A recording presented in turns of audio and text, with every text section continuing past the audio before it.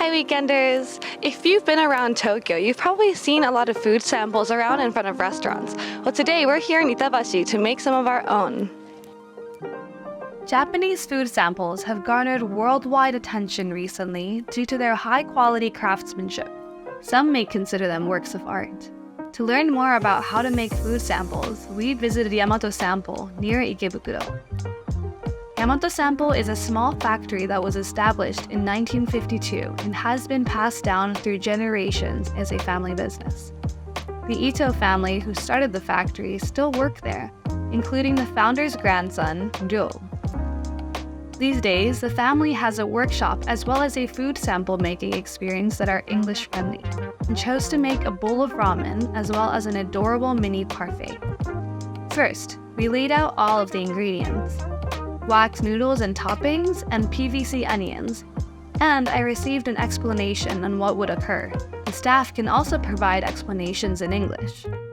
So we're gonna put this in about 40 degrees water, so it's gonna get warmer. Because wax is malleable, the noodles and toppings are placed in warm water to manipulate them, which feels weirdly similar to the act of cooking real ramen. Once the noodles were warm, it was time to wrap them around our fingers to create the ramen noodle shape.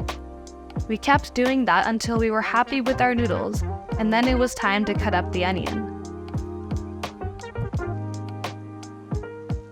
So now we're putting all these ingredients of the ramen into the hot water so it'll get warm enough that we can change the shape. It's almost like you're making actual ramen because you had to put it in the hot water first. It's basically cooking. Oh, it is quite soft now, so just shape it a little to make it look a little bit more natural. So that was the end of the water portion. So we're done cooking and now we just assemble. It looks so realistic. So now we're assembling. First, I need to put on this plate the way I want the general ingredients to go. So maybe something like this. See, I'm not really good at like this kind of decoration. I think this is the most fun part, but I'm not really good at it. What do we think? Something like this? Next, to bring some realism to the ramen, we laid our noodles down in the bowl and slowly poured gelatin over them. So this is the soup, but it's actually made of gelatin, but it's not edible. It has this kind of preservative in it so that it won't be edible. What are we thinking? Yeah, I'm gonna cover this part up a little bit. I think that's good.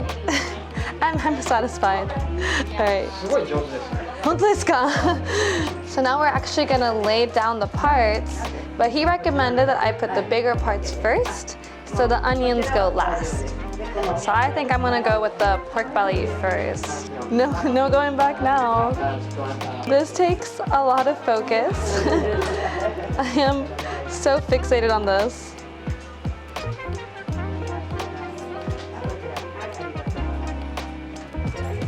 I have never been more serious in my life. Yay, they're on! Now we're bringing it to the refrigerator because the gelatin they used is at 45 degrees, so relatively easy to harden, but now it's going to the refrigerator where it'll completely harden.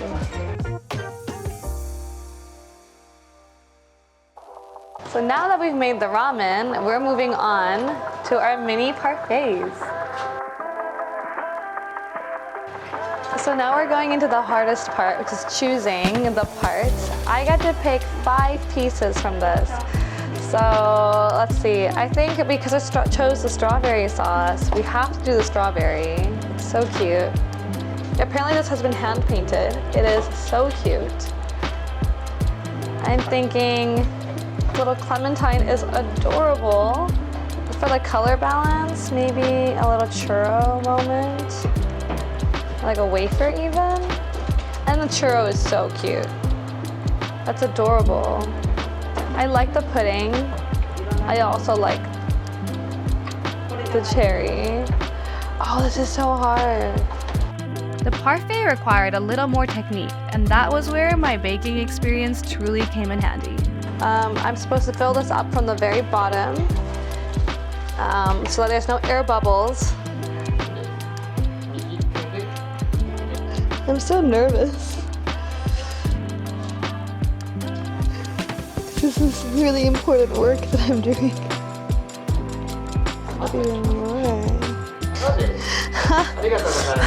That took so much concentration. After filling the cup with the silicone cream, I filled in the gaps I missed with a long wooden pick. Ryo removed the excess silicone with a swift flick and cleaned any edges for me. Whew. I'm the most nervous now. Every moment has led up to this. I practically didn't breathe as I piped the silicone on top.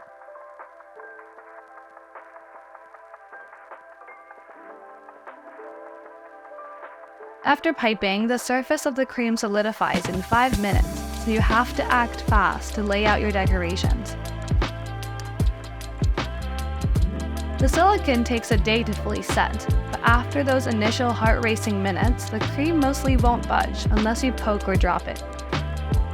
Even though I can say I've made food samples firsthand and can better understand the process, it's a far cry from knowing the ins and outs of food sample production. But I've only just scratched the surface of the rich history and methodology of food samples and why this culture is so popular among foreigners. But now, whenever I pass by a restaurant with mouth-watering samples inviting guests inside, I take an extra moment to appreciate all its details and technical finesse. This has been another video from Tokyo Weekender. Don't forget to subscribe to see more.